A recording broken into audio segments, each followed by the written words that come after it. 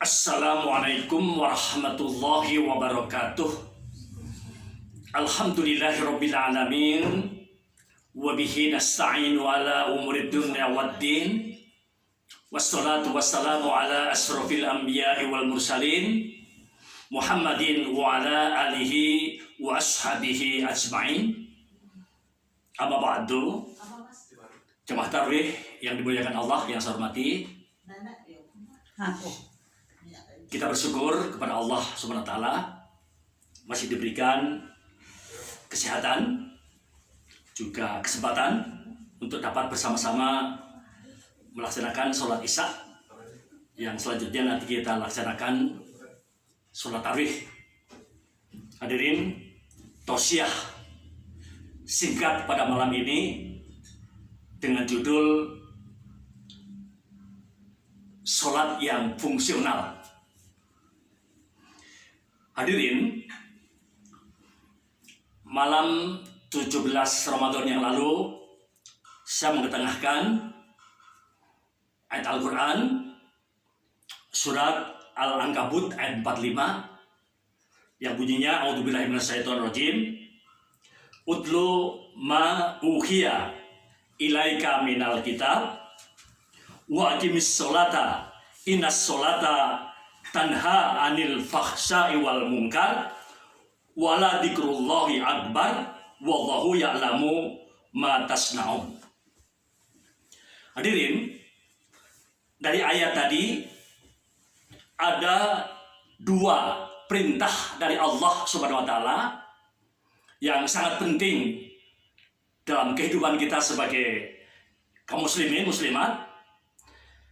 Dua hal tadi, yang pertama adalah perintah untuk membaca dan sekaligus memahami isi Al-Quran, menghayati, kemudian juga tentu berupaya untuk mengamalkan. Utlu ma uhiya ilaika minal kitab. Bacalah Al-Quran yang telah diwahyukan kepadamu. Itu yang pertama. Jadi Al-Quran kita baca dalam pengertian tidak sekedar membaca seperti surat kemudian dibuang, tapi difahami kemudian untuk diupayakan diamalkan. Yang lalu sudah dibahas. Jelas itu Al-Quran menjadi imam, menjadi hudan, menjadi bayinat minal huda, penjelasan dari petunjuk bahkan furqan. Yang akan saya bahas pada malam ini adalah yang kedua, wa aqimis sholata, dan dirikanlah sholat. Inna sholata tanha anil fahsya'i wal munkar.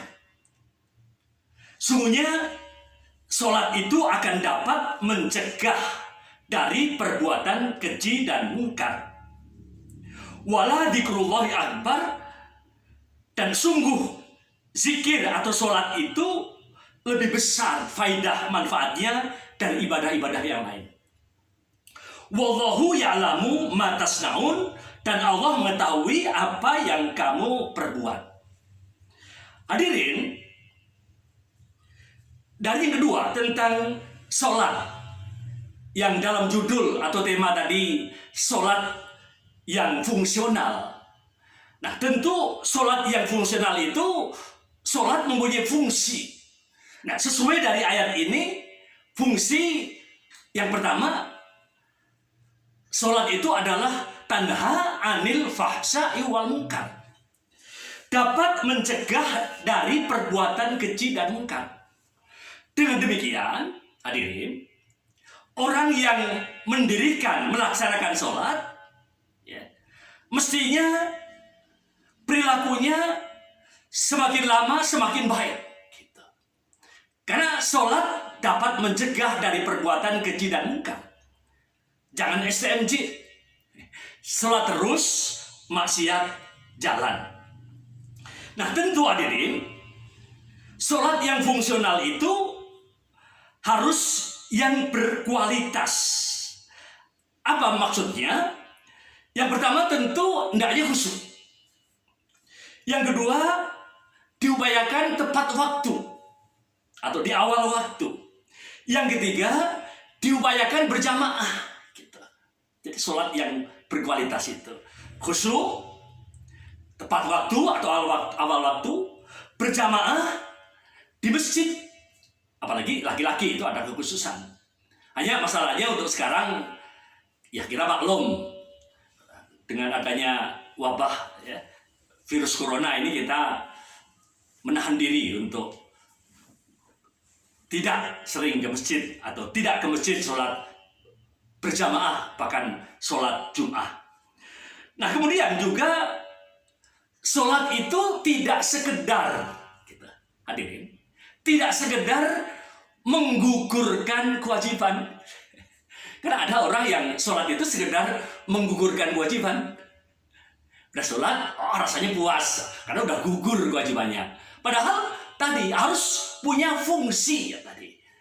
Bahkan sholat menjadi kegemaran, kesenangan. Sampai Rasul menyatakan hiburanku, istirahatku, rekreasiku kalau aku sholat. Jadi sholat menjadi hobi.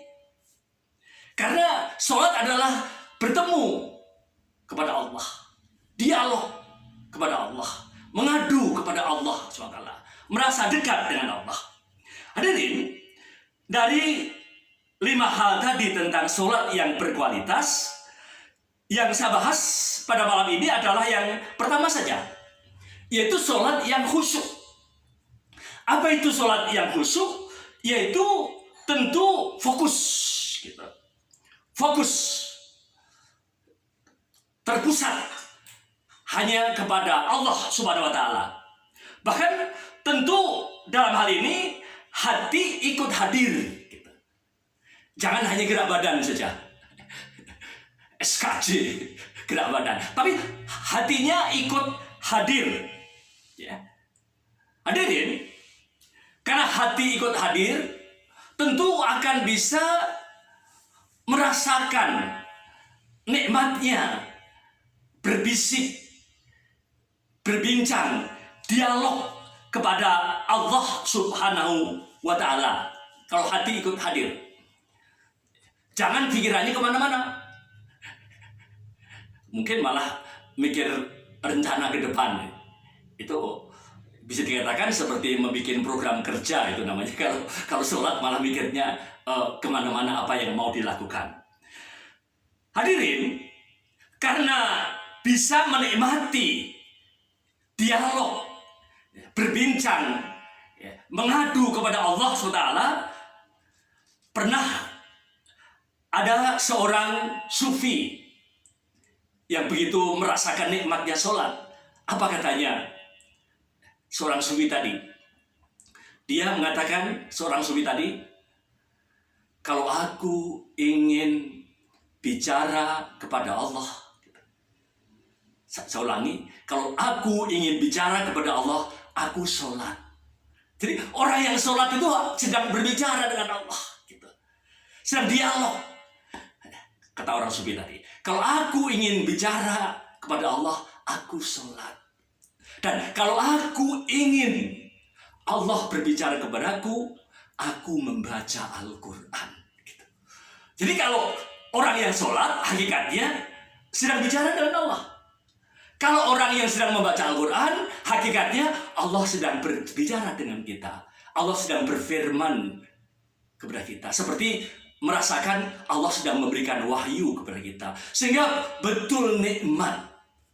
Seorang sufi tadi mengatakan, kalau aku ingin bicara kepada Allah, aku sholat.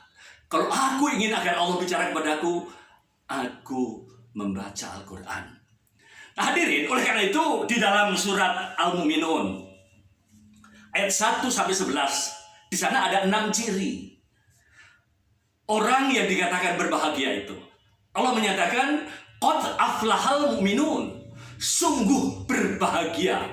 Nah, ini bisa dirasakan kebahagiaan hidup itu. Qad aflahal mu'minun, sungguh beruntung, sungguh berbahagia, sungguh sukses orang yang beriman itu. Siapa? Ada 6. Alladzina hum fi sholatihim khoshi'un. Nah ini, yaitu orang yang sholatnya khusyuk. Jadi untuk bahagia itu hendaknya upaya atau berupaya agar kita sholat itu khusyuk, fokus, ya, kepada Allah SWT. ikut hadir hatinya seperti tadi itu. Dialog. Jadi yang pertama, orang yang bahagia itu alladzina hum fi sholatihim khoshi'un.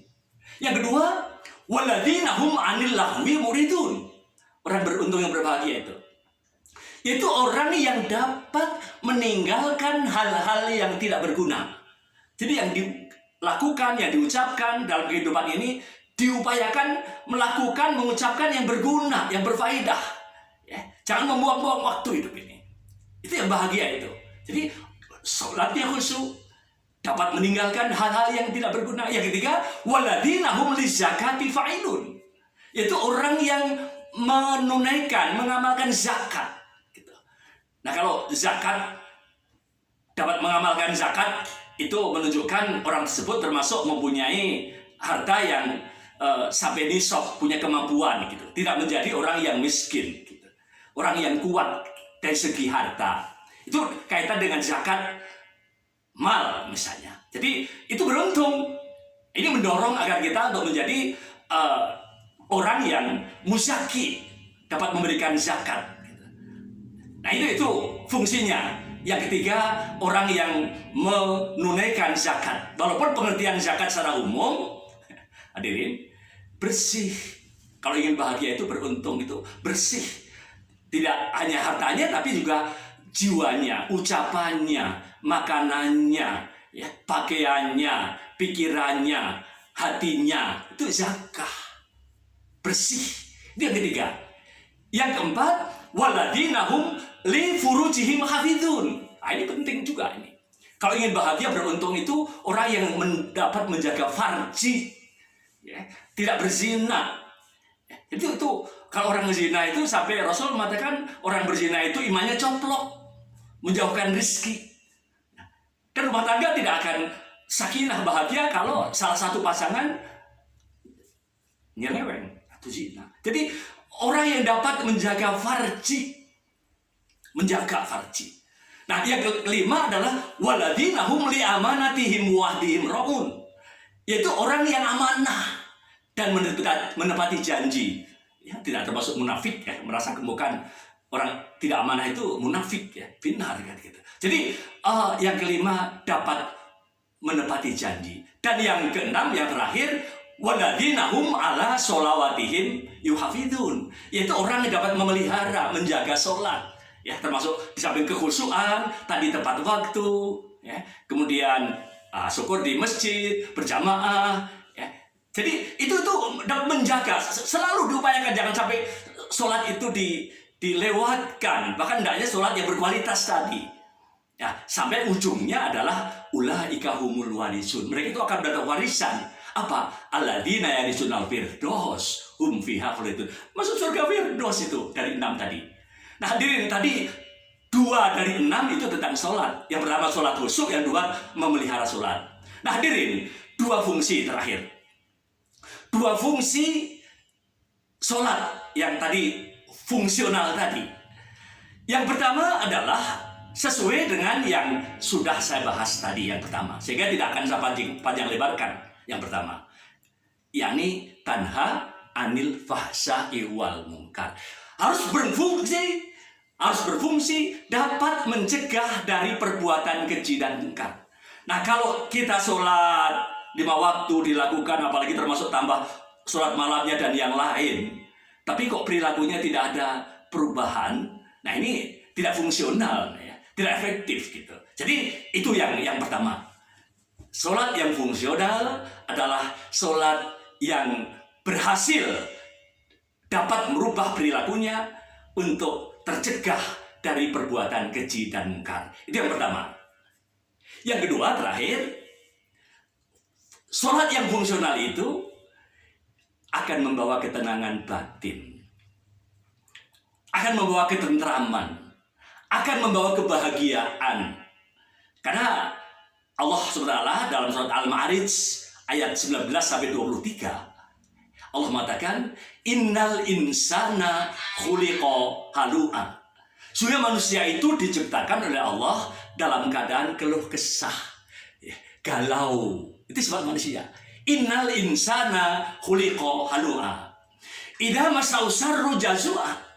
Apabila ditimpa keburukan, sakit, banyak utang, miskin, banyak masalah, ya. Nah itu biasanya ngeluh kesana kemari.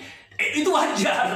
Karena Allah mengatakan, innal insana khuliqa halu'a. Semua manusia itu diciptakan oleh Allah dalam keadaan keluh kesah. Idza masau syarru jazua. Apabila ditimpa keburukan, ngeluh. Wa idza masaul khairu manu'a. Apabila diberikan kebaikan, kebahagiaan, banyak uang, sehat, punya jabatan, seneng, lupa diri. Itu sifat manusia. Kikir bahkan juga. Di samping lupa diri, kikir. Ya, enggak mau berbagi. Tapi Allah menyatakan, ilal musallin. Nah ini, kecuali orang yang sholat.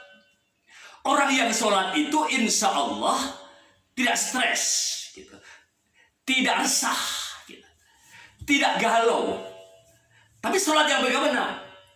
Alladzina hum ala sholatihim daimun. Yang sholatnya daim, yang sholatnya itu terus menerus dalam arti konsisten, gitu. Termasuk yang berkualitas tadi. Itu insya Allah dia akan terhindar dari galau, terhindar dari stres, gitu. Terhindar dari banyak keluh kesah, gitu. Nah hadirin yang dimuliakan oleh Allah SWT, saya tutup kaitan dengan pentingnya sholat ini. Dapat terhindar dari galau, dari stres.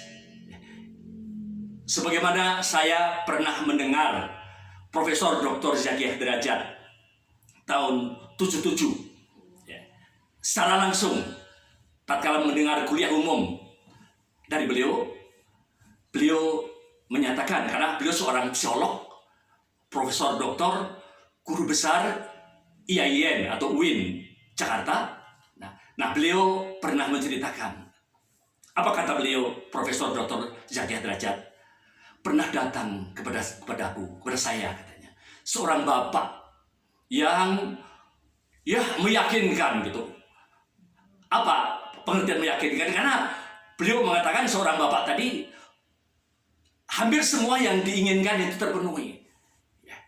Di samping kaya, punya jabatan, punya gelar, rumah bagus, juga mobil bagus, istri juga cantik.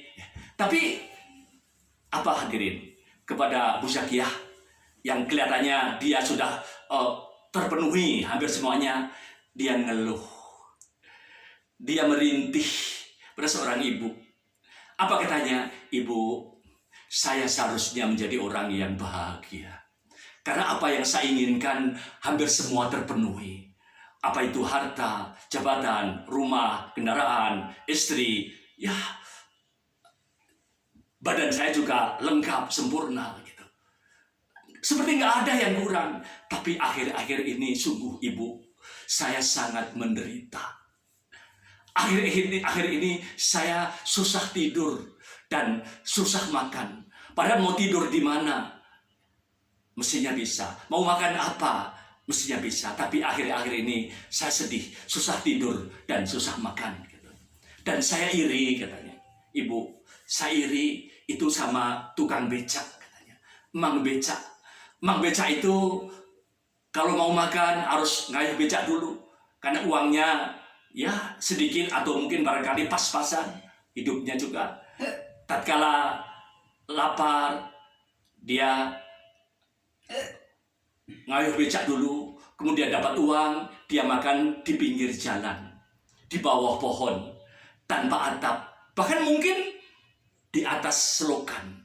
Tapi ibu, betul, saya iri sama mereka. Mereka itu makannya enak, lahap, gitu. Ponyo kalau orang Sunda, belewek, gitu. Jadi lahap, gitu. Saya iri sama mereka. Sesudah itu kemudian duduk di becaknya menunggu penumpang. Tapi apa yang terjadi sambil menunggu penumpang itu? Bisa tidur ngorok, nyenyak, gitu. Saya sulit untuk seperti itu.